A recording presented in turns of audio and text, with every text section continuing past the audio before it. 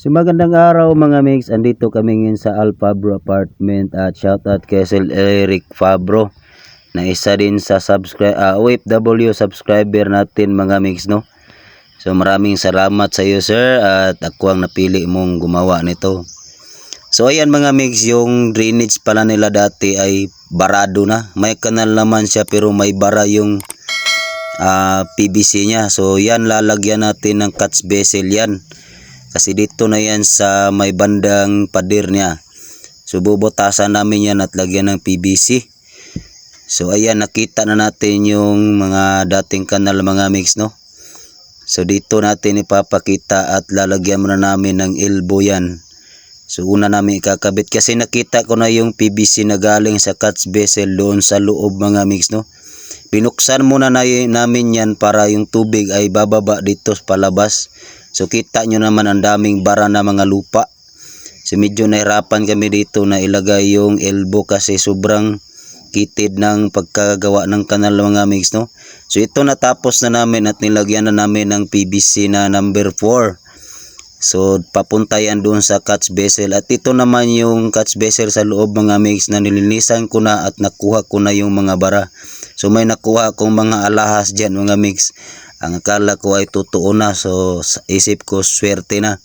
So ito na yan mga mix, nalinis ko na yan. So mababa na yung tubig kasi dati sobrang apaw niyan. So may nakita kayo dyan na mga PVC. So ito naman mga mix, sa lababo na natin. Pinapalitan na namin yung strainer ng lababo, no, rain strainer niya. Kasi luma na, siyempre makalawang na. At wala pang screen protector o panglagay doon sa strainer para hindi papasok yung mga kanin na tira at saka yung mga buto ng isda. So ito pala mix ay tinanggal namin at pinalitan namin kasi ito yung dati niyang nakalagay dyan. So ang ibig sabihin yan, babara talaga yan kasi puro mga ano yan puro mga elbow 90 degree. So paano yan makukuha yung bara sa ilalim kung wala namang P-trap tulad nitong ipapakita ko sa inyo mga mix. So ito yung P-trap mga mix, no.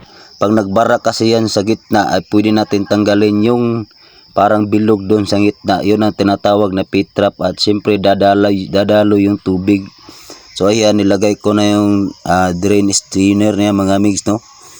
So dito ikakabit muna namin to sa ilalim, no. Pinalitan na lang namin ng bago yan kasi luma na at may kalawang na. So mahirap na baka doon maghulog yung bara. So ipapakita natin mamaya ito kung okay na ba to ang ating lababo mga mix. So actually mga mix, ang bara, ang nakita kong problema doon sa bara na yan ay yung sa drainage ng lababo at doon sa floor drain ng CR ay iisa lang, T lang ang gamit nila. So kaya tinusok ko yung PVC. Mamaya ipakita natin yung PVC. Ilagay muna natin tong ating P-trap dyan mga mix, no. So wag sa mga baguhan pa lang, wag nyo munang buksan yung flooring, no. Subukan nyo munang tusukin yung mga PVC sa ilalim na drainage. Baka may bara kasi nakuha ko yung bara na yan. Napakalaki na ng umbok ng buhok. Siyempre galing sa CR. So ayan, lagay na ng airpods yan mga mix. At siyempre naman may mga buto din ako nakukuha doon sa drainage. So ayan mga mix, no. Lagay na ni airpods. So wala kasing gawa si airpods kasi ngayon kaya kinuha ko muna siya para makatulong na rin sa kanya. So ayan mga mix, no. Nalagay na natin yung P-trap. Ialay na muna natin ng kunti. So ayan, ayos na yan. So susubukan natin buksan yung gripo dyan mga mix. Ganyan tamang paglagay yan mga mix, no. Alam na mga plumber yan. So ayan. At dito na ay susubukan na natin yung buksan yung tubig at syempre titangyan natin yung drainage kung nag-drain na ba siya kasi dyan ko hinugot yung mga malalaking buhok at may buto. Ayan, lumabas na yung tubig mga mix, no. Sayang at wala akong video kasi ako lang mag-isa nung ako dyan naglinis. So ayan, naka-drain na. So dito naman mga migs ay natapos na namin, kaya tinakpa na namin yung PVC, binalik namin yung flooring. So ito na yung catch vessel natin sa labas mga migs, no.